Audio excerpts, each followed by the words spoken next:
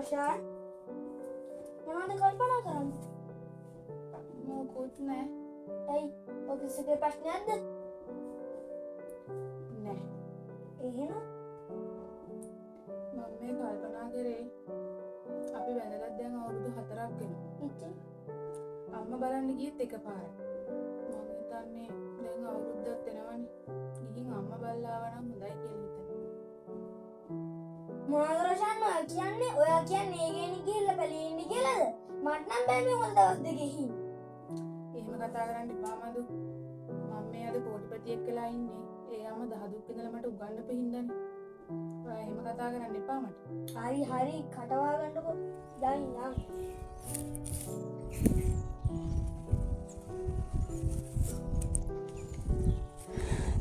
තාමත් ගේ තිබ්බ විදිහම චුට්ටක්වත් අලුත් වෙලා නැහැ. තාම පරණ පෙනුම ගිහිල්ලා නැහැ. දෙයියනේ මගේ අම්මා මේ ගේ ඇතුළේ කොහොම ඉන්නවද දන්නේ බලමුකෝ ගිහිල්ලා. කතා කරන්නකෝ යා. අම්මේ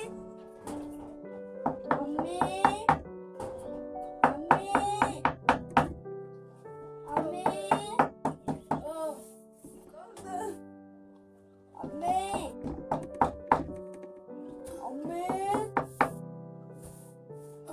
අම්මේ මොයප්පා අම්මෝ මයි කෙල්ලා කොල්ලයි ඇවිල්ලානේ. අනේ දෙයි හාමුදුරුවනේ මයි අප්පලාට මා මතක් වුණාද? මයි අම්මා අප්පෝ මං අවුරුදු කීයකින්ද දෙයියෝ මං දකින්නේ මේ. මයි අප්පලාට මා මතක් වුණා පුතේ. අනේ මයි අප්පච්චි දැක්ක කල් මගේ අප්පච්චි. අනේ මං නින්දට වැටෙන්නේ මයි අප්පලා දෙයිද හෙටෙයිද කියලා බල බල. අනේ මයි අම්මලා මව මතක් වෙලා ආවද? මයි අම්මා අප්පෝ අවුරුදු කීයකින්ද අප්පච්චි මේ දැක්කේ මං. ඉඳගනින්න මයි අප්පා ඉඳගනින් උතන. ඉඳගනින් අම්මා. ඉඳගනින්න. මාසිද කොච්චර දුර ඉඳන්ද අප්පා ආවේ? ඔව් විඳින්නකෝ මං සුටුස් කරලා ටිකක් හදාන්න. අම්මේ ඔව් විඳින්න. එපා අපි අම්මටත් එක්කම හදාගෙන එන්නම්කෝ.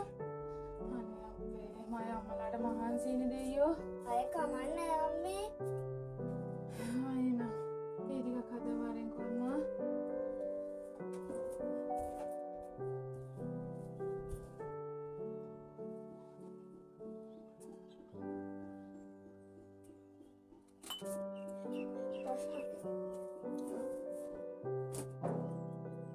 එහෙම තමයි මඩු අපේ අම්මා.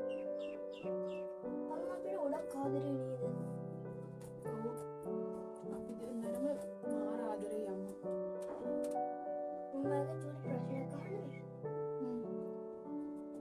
අම්මා අපි ගෙදර එක්කන් යන්න. ඔය ඇත්තමද මදු? අනේ thank you මදු. අම්මා මං වෙනුවෙන් තාත්තා නැති වෙච්ච දවසේ ඉඳලා මාර විදියට මහන්සි වෙනවා. කන්නේ බොන්නේ නැතුව බඩගින්නේ දහදුක් ඉඳලා මට උගන්වනවා. මං අද මෙතන ඉඳලා මට අම්මට සලකන්න ලැබිච්ච නැති එක ගැන මං ගොඩක් ලැජ්ජ වෙනවා. මං ගැනම ලැජ්ජයි මට. මෙහෙම හරි අවස්ථාවක් දුන්නට ඔයාලට ගොඩක් thank you මදු. උඩ සමාවෙන් රසාව අම්මට සලකන්න දුන්නු කියලා. දැන් ඒකට ගමන් නෑ මදු. දැන් ඔයා තේරුම් ගත්තනේ. මට ඒ හොඳටම ඇති. අපි දෙන්නම එකතු වෙලා අපේ අම්මටයි ඔයාලගේ අම්මලයි තාත්තටයි හොඳට සලකමු.